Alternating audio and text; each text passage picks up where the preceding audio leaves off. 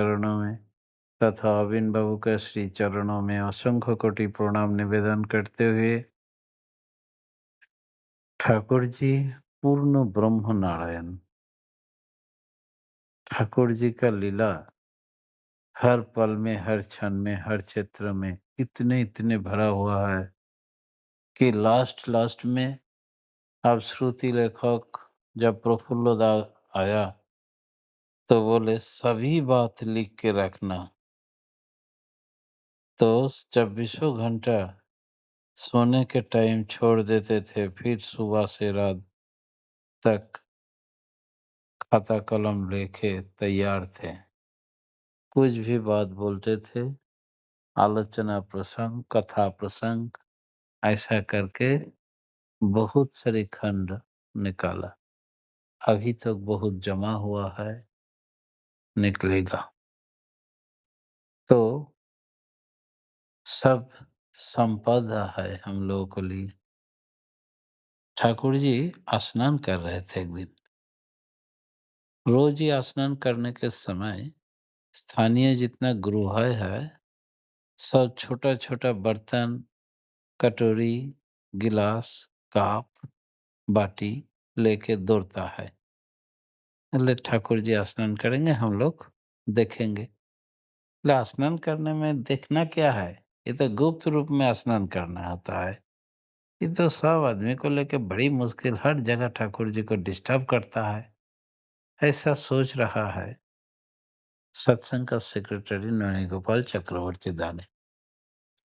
ये लोग करके बैठते रहता है, बैठ के जब ठाकुर जी थोड़ा-सा मुँह मोड़ लेते हैं, तो वो पानी स्नान करने का पानी थोड़ा-सा उठा के कोई खा लेता है, कोई फिर ले जाता है घर पे दूसरे के लिए।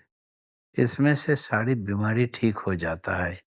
जिसका जो बीमारी है सब ठीक हो जाता है एक स्नान पानी पीने से। तो नोनिदा बोले ऐसी बात है? तो हमरा भी बहुत जो है हजम नहीं होता है, डाइजेस्ट का प्रॉब्लम है मेरा, अम्बल, गैस होते रहता है। कुछ भी खाते हैं तो पचता नहीं, तो क्या किया जाए? हम भी तो थोड़ा पानी उठा के पी लें।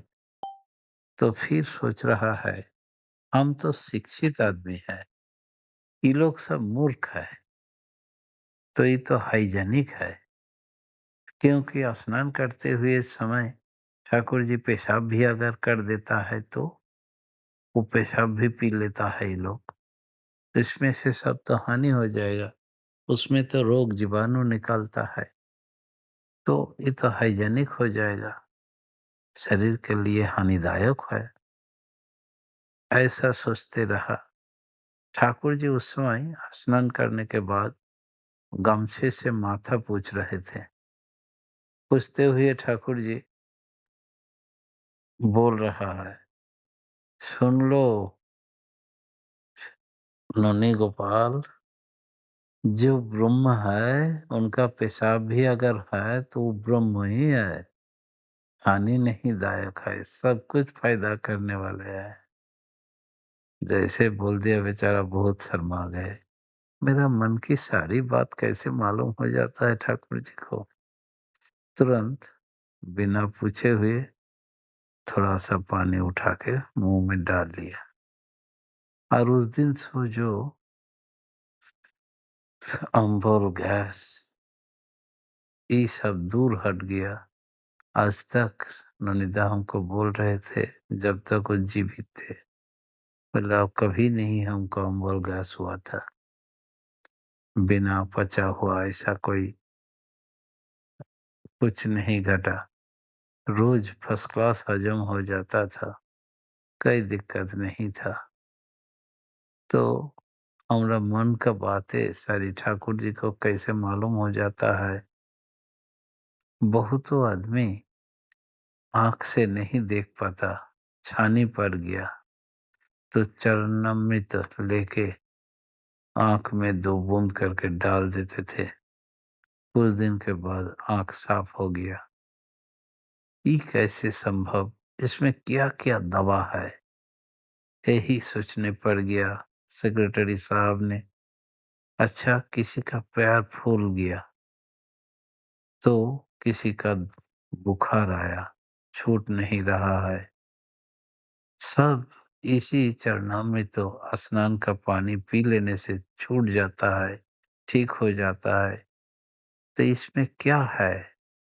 सारी दवा इसमें दिया हुआ है, सारी बीमारी का।